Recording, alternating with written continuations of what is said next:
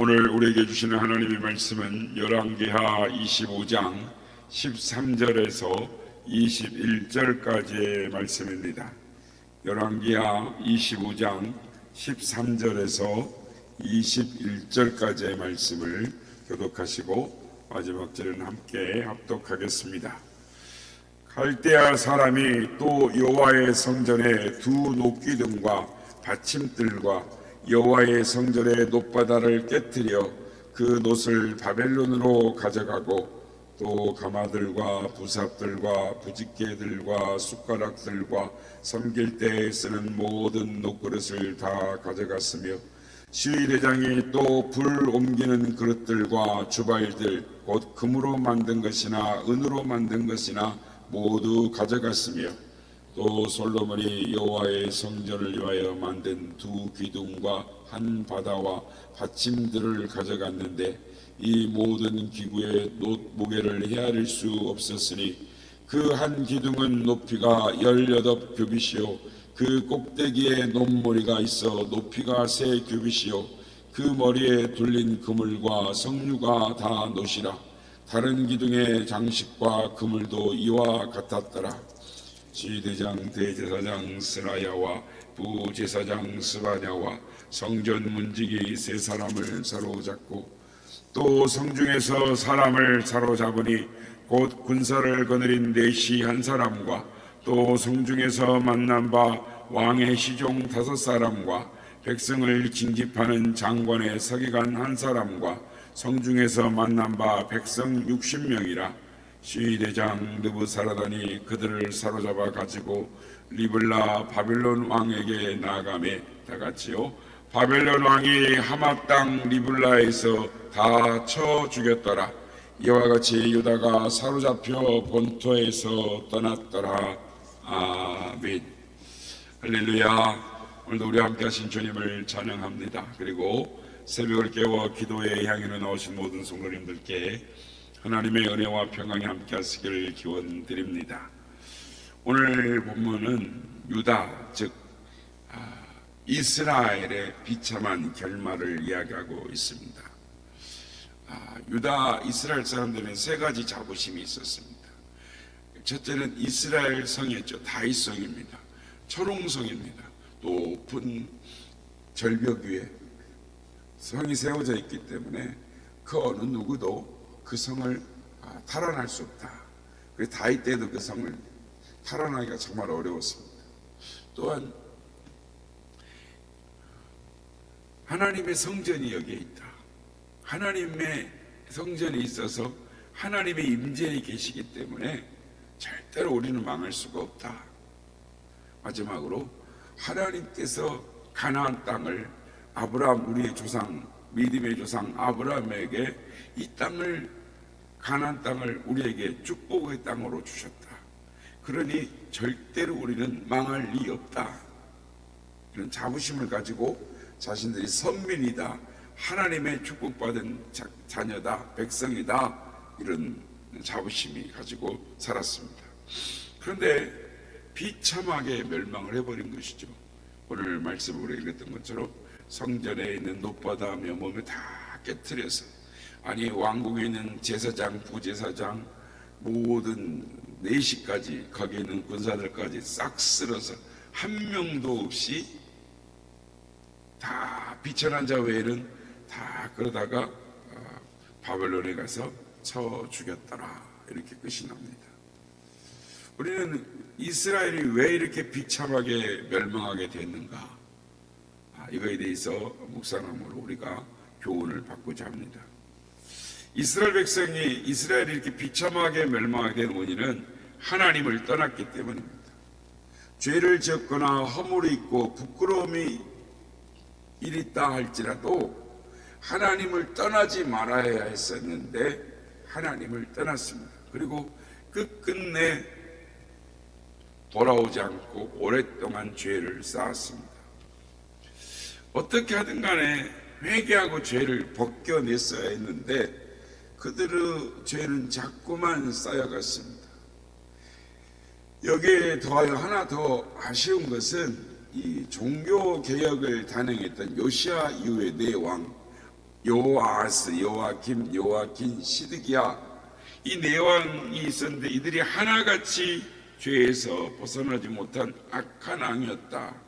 그것 우리에게 참으로 아쉬운 일입니다.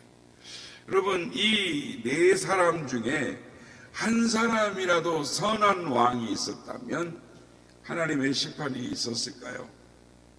그들의 재임 기간 중에, 아니 죽기 전이라도 단 몇 년이라도 선한 일을 했더라면 하나님의 심판이 이스라엘에게 내려졌을까요?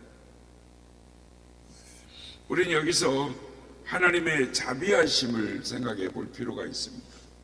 하나님께서는 그의 자녀들이 아무리 죄와 악이 가득 찼다 할지라도 그들이 돌아오기만을 기다리셨습니다. 하나님이 얼마나 기다리셨는지 모릅니다. 바로 이것이 하나님의 한리 없으신 사랑이고 크신 자비하심입니다. 아비가 잘못되었으면 그 아들이 돌아오든지, 젊은 시절에 잘못했으면 늙어서든지 중년이 되든지 노년이 되든지 돌아와야 하는데 이들은 한결같이 돌아오지 않았습니다. 참으로 안타까운 일인 것이죠.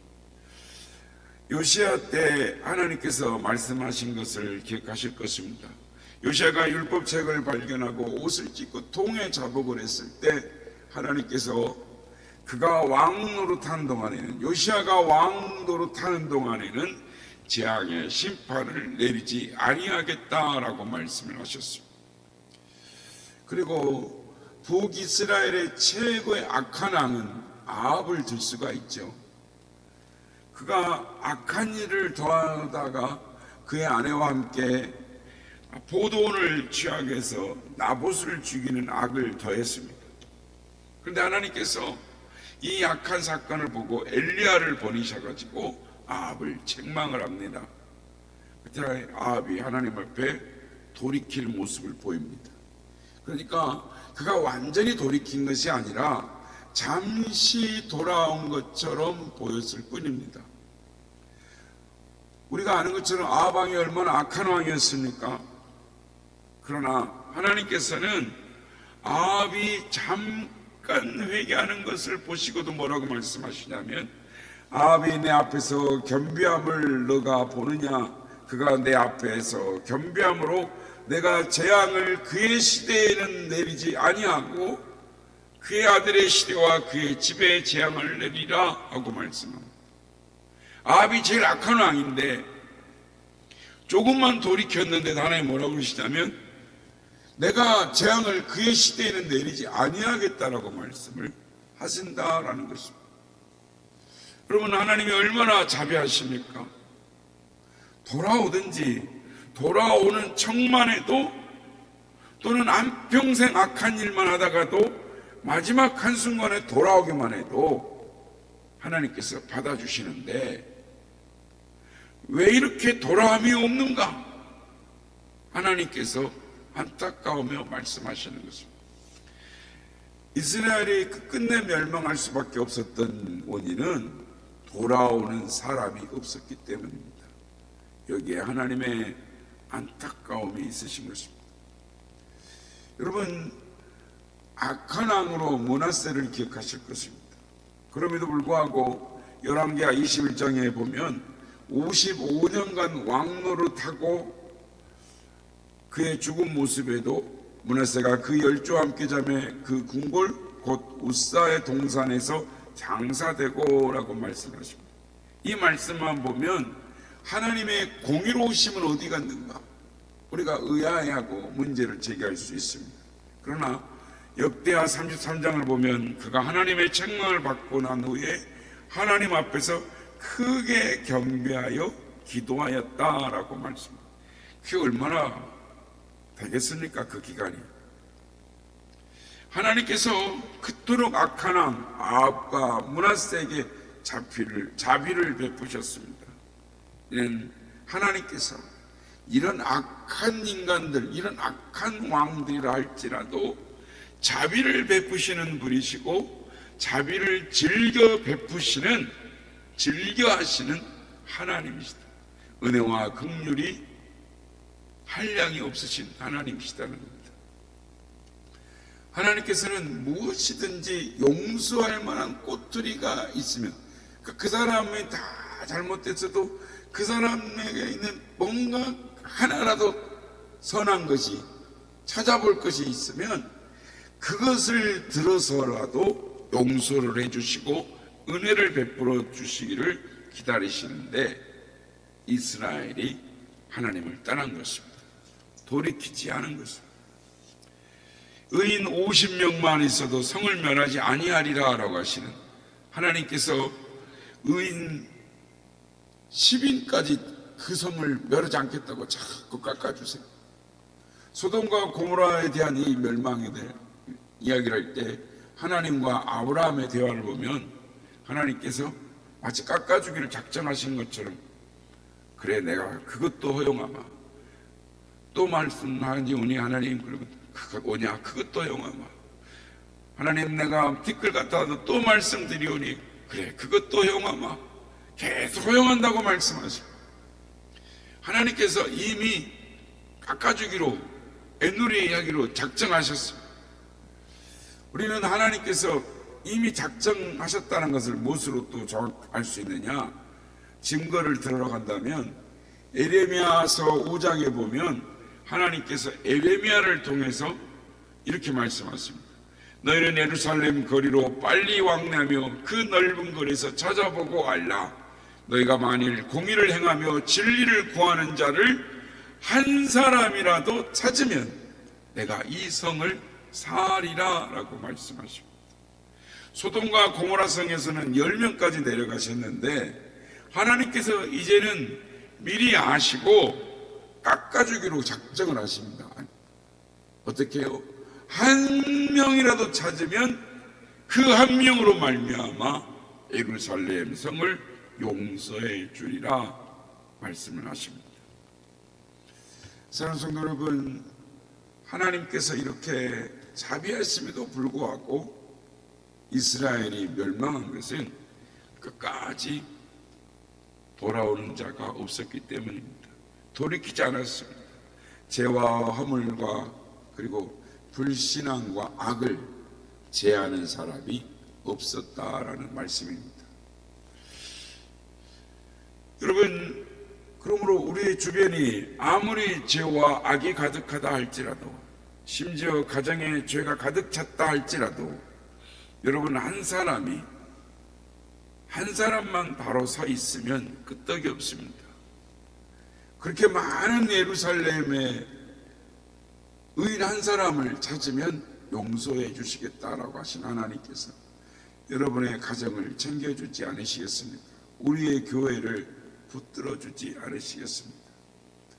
이 나라에 수많은 그리스도인들이 있는데 이들만 바로 서 있으면 하나님께서 이 나라를 챙겨주지 않으시겠습니까? 그러므로 우리는 하나님께서 감동을 주시는 대로 나라와 민족을 위해서 기도해야 합니다.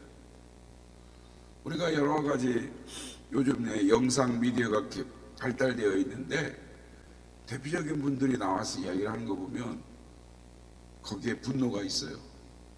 말 끝에 악의가 있어요. 육두문자가 막 들어가요. 하나님이 저걸 기뻐하실까? 들으면서 참 두려운 마음이 들었습니다. 그러므로 우리는 하나님께서 감동을 주시는 대로 하나님 앞에 겸비하여 나라와 민족을 위해 기도해야 합니다.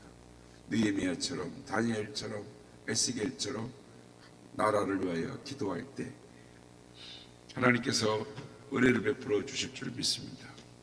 이스라엘의 역사를 통해서 우리는 깨닫는 것입니다. 그것은 하나님의 자녀들이 하나님께로 돌이키는 것입니다. 자신들의 죄를 자복하고 겸손하게 부복하는 것입니다. 그러나 이스라엘은 돌이키지 않았습니다. 이스라엘은 문제가 있을 때마다 세상을 자신을 의지했습니다. 세상의 방법을 찾았습니다. 그들에게 말씀하시는 하나님의 음성을 들으려 하지 않았습니다. 그래서 그들은 민족에게 공동체에게 말씀하시는 하나님의 음성을 하나님의 말씀에 귀를 막았습니다. 그래서 그들은 비참하게 멸망하고 말았습니다.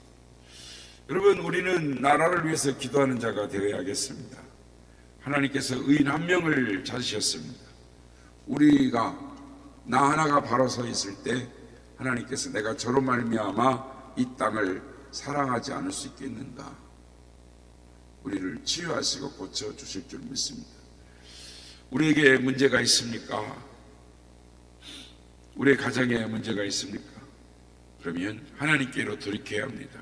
하나님 앞에 바로 서야 합니다. 하나님의 음성을 들어야 하는 것입니다. 나에게 말씀하시는 하나님의 음성을 들어야 하고, 우리 가정과 우리 교회에 말씀하시는 하나님의 음성을 들어야 합니다. 귀를 기울여야 하는 것입니다. 그렇게 할 때 우리의 문제가 해결될 줄 믿습니다. 내 가정과 우리 공동체의 문제가 해결될 줄 믿습니다. 하나님은 오늘 본문을 통해서 우리에게 말씀하십니다. 이스라엘아 들으라, 너희는 귀를 기울이고 내게로 나와 들으라. 그러면 너희 영혼이 살리라. 너희는 여호와를 만날 만할 때 찾으라, 가까이 계실 때 그를 부르라 라고 말씀을 하십니다.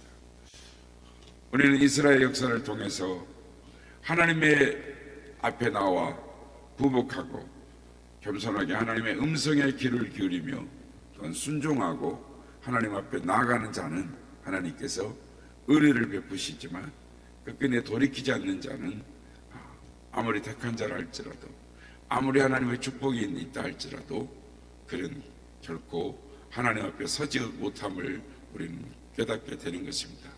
바라기는 오늘도 하나님 앞에서 나 한 사람, 우리 한 사람이 바로 세워져 있을 때에 우리의 가정이, 우리의 교회가, 공동체가, 이 나라가 바로 설 수 있음을 깨닫고 하나님 앞에 음성에 귀를 기울이며 순종함으로 하나님을 기쁘시게 하는 우리 믿음의 사람이 되리라고 결심하는 우리 모두가 다 되시기를 예수님의 이름으로 축복합니다.